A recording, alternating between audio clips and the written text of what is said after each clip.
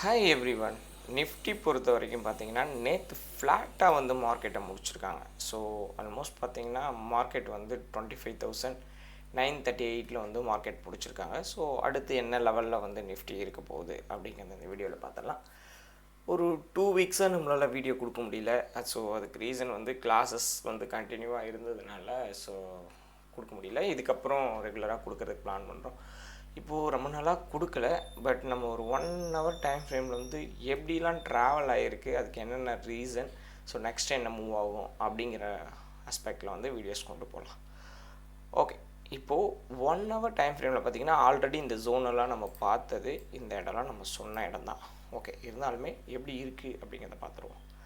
இப்போ 1 hour time ஃப்ரேமில் பார்த்தீங்கன்னா லாஸ்ட்டாக வந்ததை வச்சு மட்டும் இங்கெல்லாம் இருக்குது. ஸோ அதெல்லாம் வைக்கல. ஸோ லாஸ்ட்டாக இருந்த இடத்த மட்டும் நான் மார்க் பண்ணுறேன். இது லோ, இது ஹை, கரெக்டுங்களா? ஸோ அதுக்கப்புறம் பார்த்தீங்கன்னா இந்த லோவை வந்து பிரேக் பண்ணணும். பிரேக் பண்ணியிருந்தால் டவுனு. ஸோ இங்கே பிரேக் பண்ணல. பட் அடுத்து பார்த்தீங்கன்னா பிரேக் அவுட் பண்ணியிருக்கு. அப்போது இதுதான் எக்ஸ்ட்ரீம். அடுத்த லோ.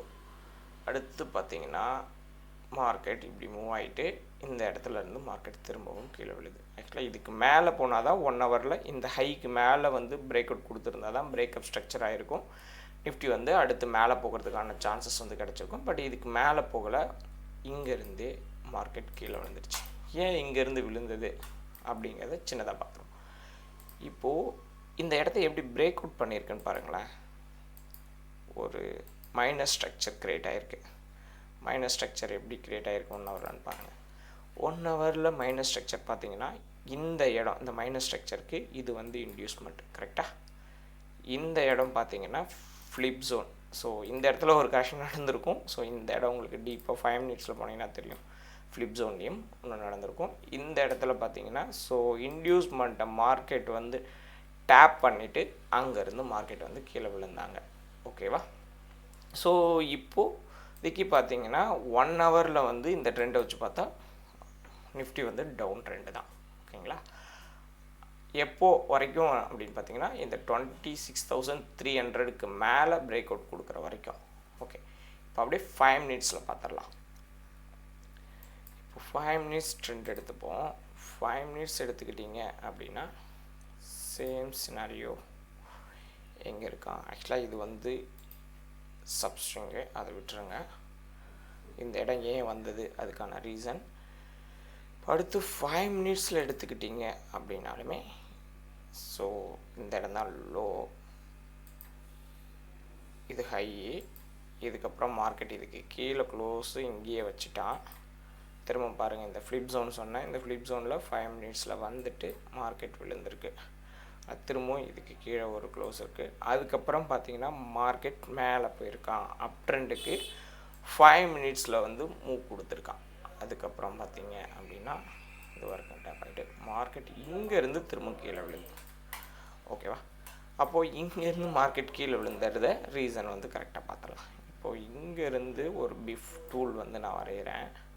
இந்த ஹைக்கான லோ 70%. ஓகேங்களா? 78% ஆர் 0.786 அப்படின்னு நீங்கள் சொல்லலாம். ஓகே, இப்போது இதுக்கு நம்ம இங்கே ஹை டு லோ ட்ராப் பண்ணோம் அப்படின்னா எந்த இடம் வரைக்கும் நமக்கு போகணும்? 1.2 ஆர் 1.4க்கு போகணும். ஸோ அந்த இடம் தான் போயிருக்கு. அந்த சேம் ஆல்மோஸ்ட் வந்து 5 மினிட்ஸ்க்கான டார்கெட் ப்ராப்பராக வந்து முடிஞ்சிருச்சு. அதே போல் அந்த இடத்துல ஒரு 1 ஹவர் இன்டியூஸ்மெண்ட்டுமே இருக்குது. இதுக்கு தான் so multi time frame analysis வந்து ரொம்ப ரொம்ப முக்கியம் அப்படின்னு சொல்லிட்டு நம்ம சொல்கிறது. ஸோ எப்பயுமே வந்து ஹை டைம் ஃப்ரேம் வந்து லோ டைம் ஃப்ரேமோட ட்ரெண்டை வந்து order block, so flip zone, இது எல்லாத்தையுமே வந்து இன்வாலிடேட் பண்ணும். அதேமாரி லோ டைம் ஃப்ரேமோட ஸ்ட்ரக்சர் என்ன பண்ணும் அப்படின்னா ஹை டைம் ஃப்ரேமோட ஸ்ட்ரக்சரையே மாற்றும். ஓகேங்களா? இப்போ 5 மினிட்ஸில் ஸ்டில் அப் ட்ரெண்டில் தான் இருந்துகிட்ருக்கு. இப்போ திரும்பவும் இந்த இடம் பார்த்துக்கோங்க. இங்கேருந்து பார்த்தீங்க அப்படின்னா கரெக்ஷன் டார்கெட் முடித்தது. இந்த low to high fib drop பண்ணுறேன். பிஃப் வரதுனா ஆல்மோஸ்ட் 68%, ஆல்மோஸ்ட் இல்லை 68%. ஓகேங்களா?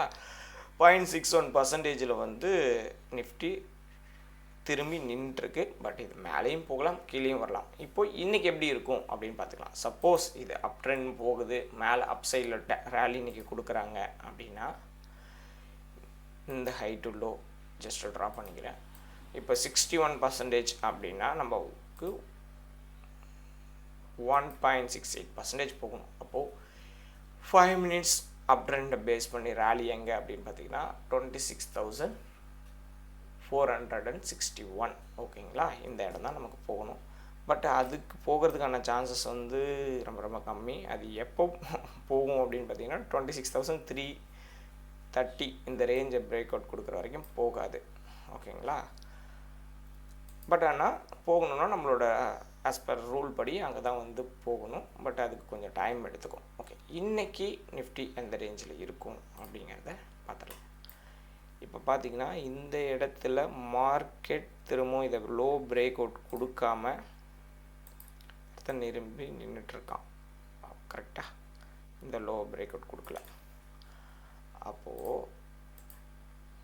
இந்த இடத்த வச்சு பார்த்தீங்க அப்படின்னா இந்த கீ லெவலுக்கு மேலே பிரேக் அவுட்டும் 26,000க்கு மேலேயும் இருந்தாங்க அப்படின்னா அடுத்து வந்து மார்க்கெட் 26,100 அந்த ரேஞ்ச் வரைக்கும் போகலாம். அப்படி இல்லைன்னா இந்த கீ லெவல் இருக்கு இல்லையா, இங்கே இருக்கிற ஆர்டர் பிளாக் வந்து போகிறதுக்கு சான்சஸ் இருக்குது. சரியா, இந்த ஆர்டர் பிளாக்கு வந்து மார்க்கெட் போகும். இந்த ஆர்டர் பிளாக் எங்கே இருக்குன்னா ஆல்மோஸ்ட் 26,100 அந்த ரேஞ்ச் 80 to 100 இருக்குது. இதையும் பிரேக் பண்ணிவிட்டு அதுக்கப்புறம் ஒரு ஹை பாயிண்ட் இருக்குது விக்கு.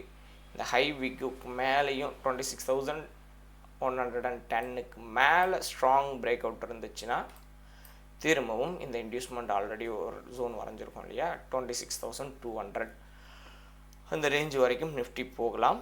அதையும் பிரேக் அவுட் பண்ணுறாங்கன்னா அதுக்கு மேலே இருக்கிறதுக்கான சான்சஸ் இருக்குது. அப்படி டவுன் சைடில் வந்தோம் அப்படின்னா நமக்கு இப்போ இருக்கிற இடம் பார்த்திங்க அப்படின்னா 25,938. ஆக்சுவலாக வந்து டேயில் தான் க்ளோசிங் பார்க்கணும். ஓகேங்களா, இது லாஸ்ட் ட்ரேடான ப்ரைஸ் அந்த பர்டிகுலர் டைம் ஃப்ரேம் போனீங்கன்னா. ஓகே, 25,930க்கு கீழேயும் 900க்கு கீழேயும் 25,900க்கு கீழே நிஃப்டி இருக்காங்க. அப்படிங்கிற பட்சத்தில் இந்த ஜோனையும் குரூஷியலாக பார்க்கணும். ஏன்னா ஆல்மோஸ்ட் வந்து ஈக்குவல் லோ எடுத்துகிட்டு தான் இந்த இடத்துல போயிருக்கு. ஓகேவா, பிரேக் அவுட் கொடுக்கல.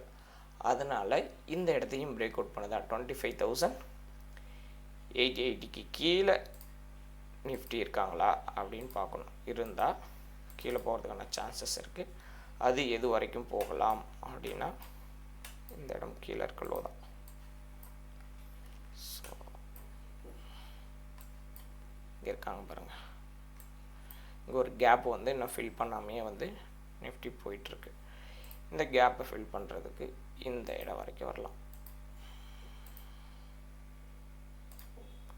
அது எந்த இடம் பார்த்தீங்கன்னா 25,800 இந்த ஜோன் வரைக்கும் நிஃப்டி வர்றதுக்கு பாசிபிள் இருக்குது. இதை பிரேக் அவுட் பண்ணுறாங்க அப்படின்னா இன்னுமே கீழே வரும். அது எந்த ஜோன் அப்படின்னா 25,750. ஓகேங்களா, so up side and down side ரேஞ்சஸை வந்து நம்ம இன்றைக்கி நிஃப்டி வந்து கொடுத்துருக்கோம். ஸோ எந்த அளவுக்கு ஒர்க் ஆக போகுது, ஸோ ஆல்மோஸ்ட் வந்த ரேஞ்சுமே ஏன் வந்தது, எப்படி வந்தது அப்படிங்கிறதையும் கிளியராக சொல்லிட்டோம். ஸோ இன்றைக்கி என்ன நடக்க போகுது அப்படிங்கிறத பார்ப்போம். நிஃப்டியோட இதில் வந்து லாட் சைஸ்லேயுமே வந்து சேஞ்சஸ் இருக்குது. ஓகே, வால்டிலிட்டி அதிகமாக இருக்கிறதுக்கு சான்சஸ் இருக்குது அப்படின்னு நான் நம்புகிறேன். பார்ப்போம் எப்படி இருக்க போகுது அப்படிங்கிறத. Thank you everyone.